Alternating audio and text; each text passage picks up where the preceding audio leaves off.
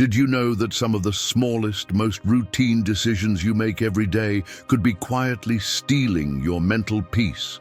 In this special video, I'm going to reveal 7 small habits that might be sabotaging your emotional well-being. And trust me, the last one will surprise you. But before we dive in, let me share a story that perfectly captures why it's so important to rethink even the tiniest choices we make. Once, there was a man named David.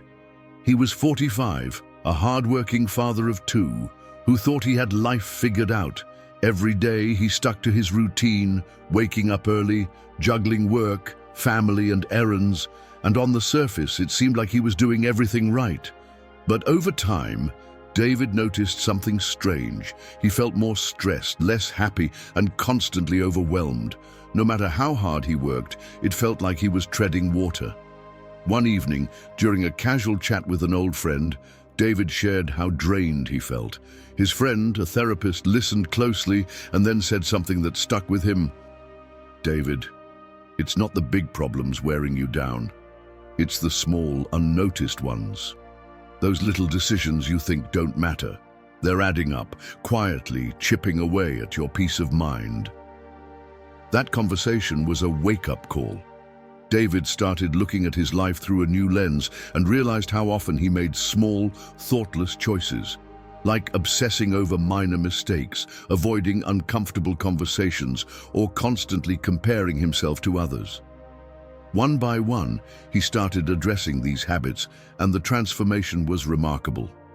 This story isn't just about David, it's about all of us. The small decisions we make every day quietly shape our mental peace, tipping the scale towards stress or balance. If this sounds familiar, stay tuned. In this video, I'll reveal 7 small habits that might be stealing your peace and how to break free. And if you find value in this content, don't forget to subscribe and hit the bell for more. Let's dive into the first decision. Number 1, saying yes to everything. All right, let's talk about one of the most underestimated self-sabotaging habits, saying yes to everything. Now, you might be thinking, what's the big deal? Isn't saying yes the polite, helpful thing to do? Sure, it might seem that way at first, but trust me on this. Overcommitting is a silent killer of your mental peace. It spreads you thin, drains your energy, and leaves you stuck in a cycle of stress and resentment. Here's why it happens. When you say yes to everything, you're not just agreeing to tasks, you're sacrificing your time, your boundaries, and often your sanity. Now I get it. Saying no feels uncomfortable, even selfish. But hear me out. Every time you say yes to something you don't want to do, you're essentially saying no to yourself. You're saying no to your time, your peace, and your priorities. Learning to say no isn't about being rude. It's about protecting your own well-being. And sometimes that one small no is the most powerful yes you can give to yourself. Let me share a story. A close friend of mine, let's call her Emma, was a chronic yes-sayer. Need help planning a party? Emma's your girl. Another shift at work? She'd cover babysitting on her only free weekend? Of course. But here's the catch. Emma was burning out. She was so busy making everyone else happy that she had no time left for herself. One day, she finally hit her breaking point. After agreeing to yet another favor she didn't have time for, she broke down in tears, overwhelmed by the weight of all those yeses. That's when Emma learned the magic of saying no. She started small, turning down 1 or 2 requests a week. At first, it felt awkward, even guilt-inducing. But over time, she realized that saying no wasn't just freeing, it was empowering. Each no she said was a step toward reclaiming her peace. And you know what happened? People adjusted. They respected her boundaries because she finally respected them herself. Here's why this matters. When you say yes to everything, you're not just giving away your time. You're giving away your energy, your focus, and your ability to prioritize what truly matters. Saying no isn't about rejecting others. It's about choosing yourself. It's about recognizing that your peace is worth more than momentary approval from someone else. How to start saying no without guilt. Buy time. When someone asks for a favor, don't respond immediately. Say, "Let me check my schedule and get back to you." This gives you space to decide if it's a yes you truly want to give. Set clear boundaries. Be honest but firm. For example, "I'd love to help, but I'm swamped right now." Practice short no's. You don't owe anyone a detailed explanation. A simple, "I can't take that on right now," is enough. So if you're constantly saying yes to keep the peace, it's time to rethink. Every no you say is a yes to your mental health. Saying no doesn't mean you're selfish, it means you're smart. Start small, set boundaries, and watch how much lighter life feels, because protecting your time is protecting your peace, and that's a choice worth making. Number 2, overthinking minor issues. Let's talk about a habit that quietly chips away at your peace of mind, overthinking minor issues. You know how it starts.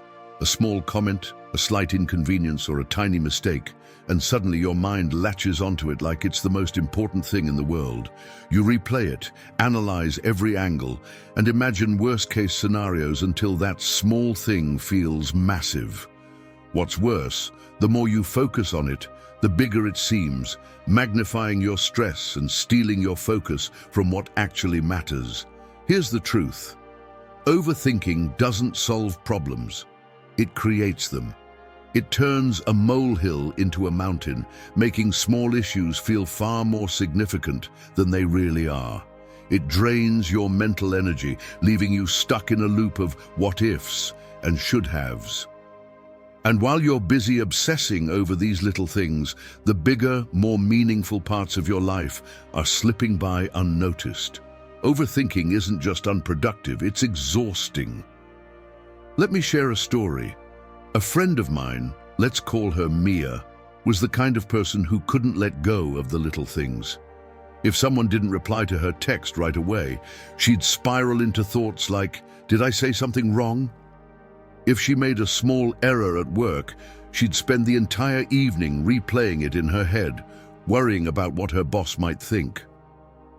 One day, after stressing over an offhand comment someone made, she broke down and admitted, "I don't even know why I care so much, but I can't stop thinking about it." That's when she realized how much space these minor worries were taking up in her life. Mia decided to make a change. She started practicing something simple but powerful: perspective. Whenever she caught herself obsessing over a small issue, she'd ask, "Will this matter in a week, a month, a year?" Most of the time, the answer was no. That one question helped her reframe her thinking, letting her see just how insignificant those worries really were. Over time, she learned to let go of the little things and focus on what truly mattered. And with that shift, her stress levels dropped and she felt more at peace. Here's the insight: don't let trifles disturb your mind. Focus on what truly matters. Life is too short to waste energy on things that won't even matter tomorrow. When you obsess over the trivial, you're giving it power it doesn't deserve, letting it steal time and energy that could be spent on things that bring you joy, growth, or fulfillment. If you're prone to overthinking, here's a simple way to break the cycle. Pause and zoom out. Ask yourself if the issue really deserves the attention you're giving it. If it doesn't, consciously choose to let it go. Redirect your energy towards something more meaningful, a goal, a passion, or even just enjoying the present moment. The more you practice this, the easier it becomes to stop sweating the small stuff. Life will always throw minor inconveniences your way, but you don't have to let them control you. When you focus on what truly matters, the little things lose their grip on your mind. You'll feel lighter, calmer, and more in control of your energy. Remember, your peace is too valuable to waste on trifles. Protect it by letting the small stuff go and giving your attention to what really deserves it. Number 3, holding on to grudges. Let's talk about one of the most toxic habits that silently destroys your mental peace: holding on to grudges. We've all been there. Someone hurts you, betrays your trust, or says something that cuts deep. At first, holding on to that anger feels justified, even empowering. It's like saying, "I won't forget what you did to me." But here's the catch. While you're replaying that hurt over and over in your mind, the other person has likely moved on. Meanwhile, you're stuck, carrying the weight of resentment that slowly poisons your present. Here's the truth. Grudges don't hurt the person you're angry at. They hurt you. Resentment is like drinking poison and expecting the other person to suffer. Every time you dwell on what happened, you're giving that person or situation control over your emotions. It eats away at your mental peace, leaving you trapped in the past while life moves forward. Forgiveness isn't about letting the other person off the hook. It's about freeing yourself from the chains of anger and bitterness. Let me share a story to bring this to life. I had a close friend who deeply hurt me once, a betrayal that left me questioning everything about our relationship. I was furious. For months, I replayed the situation in my head, thinking of all the ways I'd been wronged and imagining what I'd say to them if I ever got the chance. But here's the thing. They weren't suffering. They'd apologized once and moved on. Meanwhile, I was the one losing sleep, feeling the sting of the betrayal every time I thought about it. One day, I realized something that changed everything. Holding on to that anger wasn't punishing them, it was punishing me. That's when I decided to forgive, not for their sake, but for mine. And let me tell you, it wasn't easy. Forgiveness doesn't mean forgetting what happened or excusing bad behavior. It means acknowledging the hurt, deciding to let it go, and choosing to focus on your own peace instead of their wrongdoing. The moment I let go of that grudge, it felt like a weight had been lifted. I could finally breathe without that knot of anger sitting in my chest. When you hold on to a grudge, you're giving someone free rent in your mind and heart. They take up space that could be used for joy, growth, or simply being at peace with yourself. Forgiveness, on the other hand, is like evicting that negativity.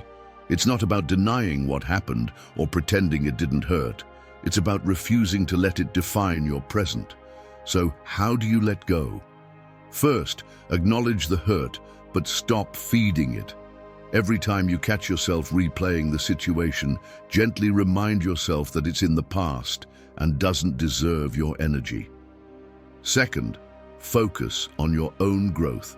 Channel that energy into something positive, a new hobby, a goal, or simply spending time with people who uplift you. Lastly, remember that forgiveness is a gift you give to yourself. It's about reclaiming your time, your energy, and your peace. Life is too short to carry the weight of grudges. Let them go, not for the sake of others, but for your own freedom. Because at the end of the day, forgiveness isn't about them. It's about choosing to live your life unburdened and at peace. If you've watched the video this far, make sure to comment "Thank God" to let us know you're with us. Number 4, constantly comparing yourself. Let's dive into one of the biggest traps we all fall into at some point. Constantly comparing yourself to others. It's so easy, isn't it? You see someone achieving something you've been dreaming of, or you scroll through social media and feel like everyone's life looks better than yours. Their career is soaring, their relationships seem perfect, and they always seem to be on some exotic vacation. Before you know it, you're stuck in a spiral of self-doubt, wondering why you're not as successful, happy, or accomplished. But here's the truth. Comparison doesn't motivate. It drains. It takes away your joy, your focus, and your ability to truly appreciate what you have. Comparison is a sneaky thief. It starts small, maybe noticing someone's nicer car or fancier house, but it grows quickly, planting seeds of insecurity. Suddenly, you're not just noticing their success, you're measuring your worth against it. And no matter how well you're doing, it'll never feel like enough because there's always someone doing better. The problem isn't that others are achieving. It's that you're looking at their highlights while ignoring your own journey. What you don't see is the full story. Their struggles, their sacrifices, the parts of their life that aren't Instagram perfect. You're comparing your behind the scenes to their highlight reel, and that's a battle you'll never win. Let me share a story. A friend of mine, let's call her Mia, was always comparing herself to her colleagues. If someone got a promotion, she'd feel like she was falling behind. If someone shared vacation photos, she'd think her life was boring. It didn't matter that Mia was doing incredibly well. She had a great job, a loving family, and a solid group of friends. She couldn't enjoy any of it because she was too busy looking at what everyone else had. One day, after a particularly rough week, she broke down and said, "I just feel like I'll never catch up." That's when it hit her. She wasn't even running her own race. She was so focused on everyone else's finish lines that she'd forgotten about her own path. That realization changed everything for her. Mia started setting her own goals, focusing on what truly mattered to her instead of chasing someone else's version of success. She even took a break from social media to stop feeding the comparison monster. And you know what? She felt lighter, freer, and more content. For the first time in years, she could actually enjoy her achievements without feeling like they weren't enough. Here's the key. Comparison is a game you'll always lose because the rules keep changing. There will always be someone with more money, better looks, or greater achievements, but that doesn't take away from what you have. Your worth isn't tied to someone else's success. The only person you should be comparing yourself to is who you were yesterday. Focus on progress, not perfection. If you catch yourself falling into the comparison trap, pause and remind yourself of this. Their success doesn't take away from yours. Celebrate their wins, but don't let them overshadow your own. Instead, focus on your journey, your growth, and the goals that make you feel alive. Every time you compare, you're giving away a little piece of your happiness.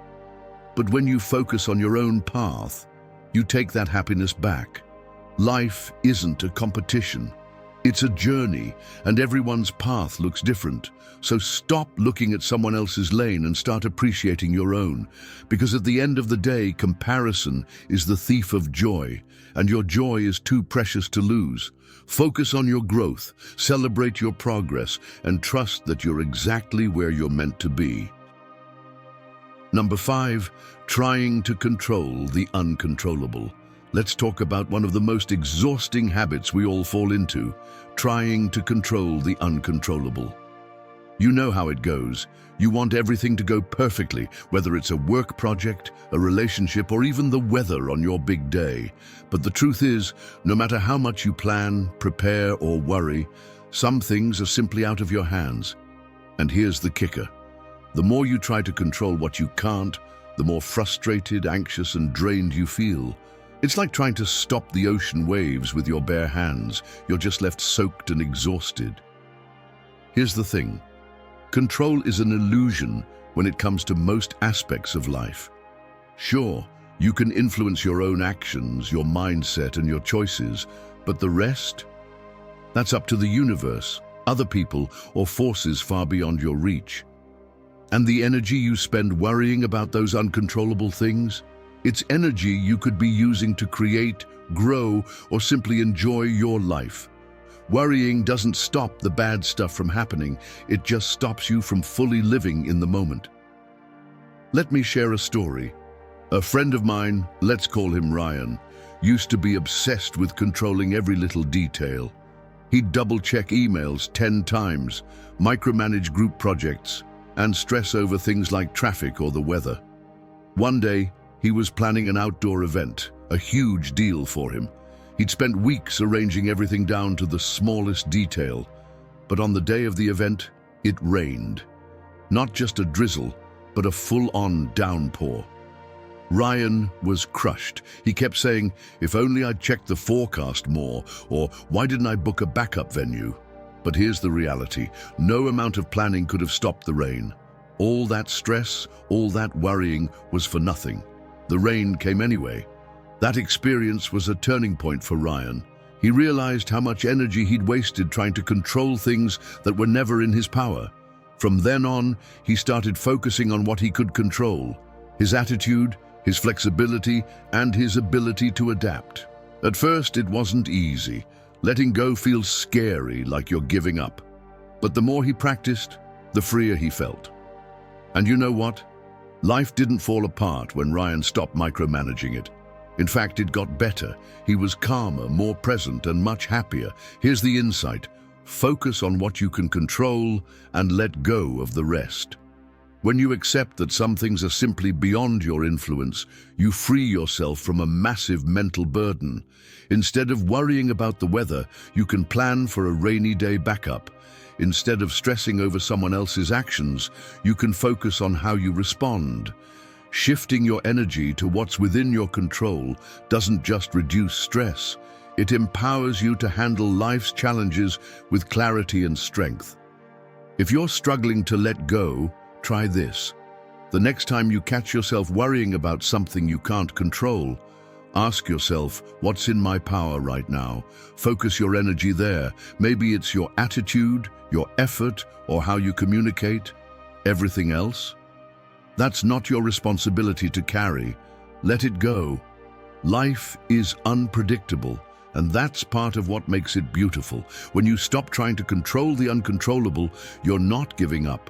You're stepping into a mindset of peace and resilience. You're choosing to spend your energy wisely, focusing on what truly matters. And trust me, when you learn to let go, you'll feel lighter, freer, and far more equipped to handle whatever life throws your way. Number 6, avoiding tough conversations. Let's dive into something that most of us try to avoid: tough conversations. You know the ones I'm talking about. The conversations that feel uncomfortable, awkward, or even downright scary. Maybe it's addressing a problem at work, bringing up a sensitive issue with a loved one, or setting boundaries with someone who keeps crossing the line. At first, it feels easier to postpone it, to tell yourself, "I'll bring it up later," or "It's not worth the hassle right now." But here's the thing: avoiding tough conversations doesn't make the problem go away. It just leaves it lingering in the back of your mind, adding stress every time you think about it.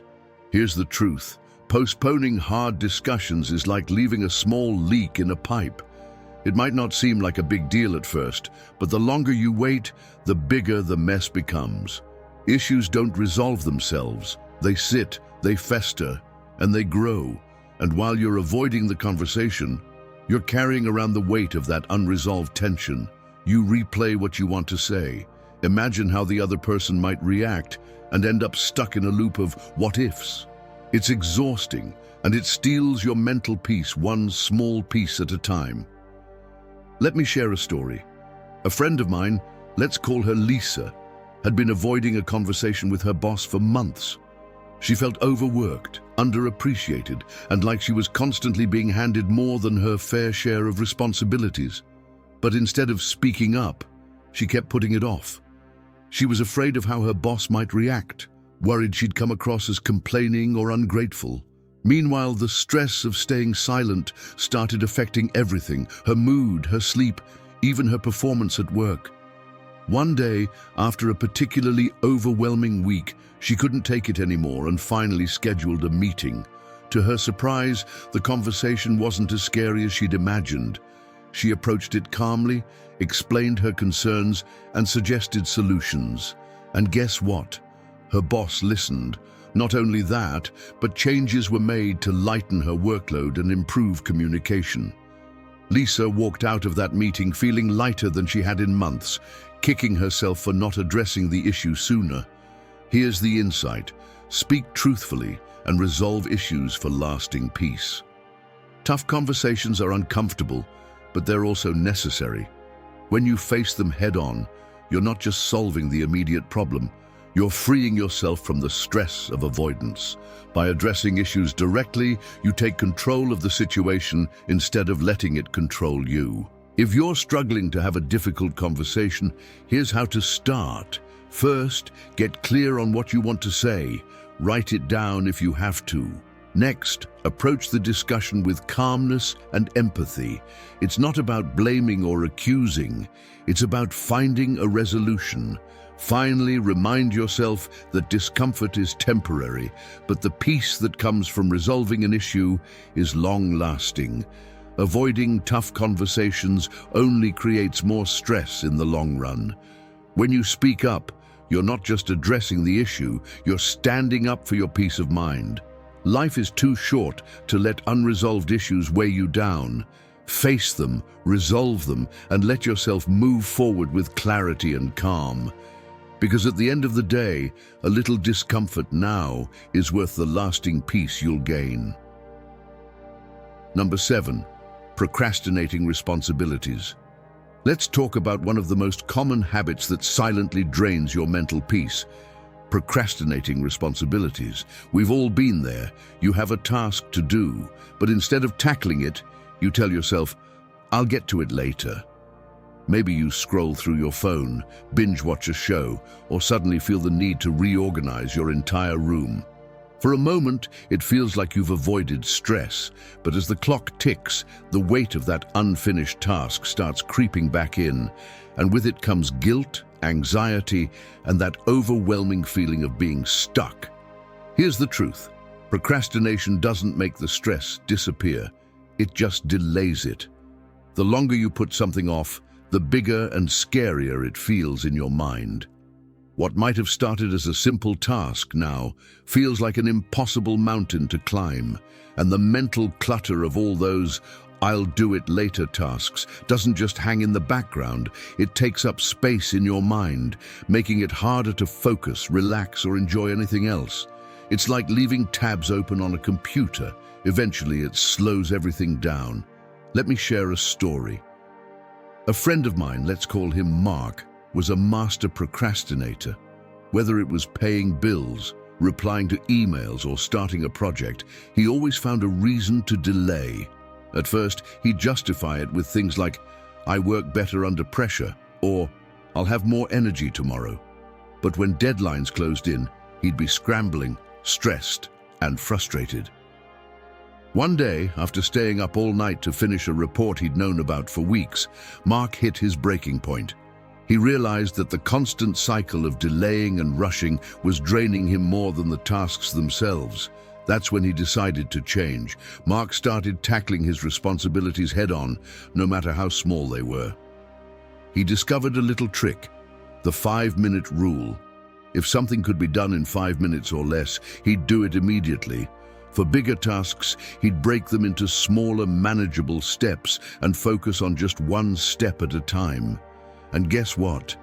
The sense of relief he felt after completing even a single task was incredible. It was like clearing mental cobwebs, one small action at a time. He realized that taking action wasn't as hard as he'd made it out to be, and it left him feeling calmer and more in control. Here's the insight. Taking action clears the mind and restores calm. When you procrastinate, you're not avoiding stress, you're multiplying it. But the moment you start, even with the smallest step, you begin to take back your mental clarity.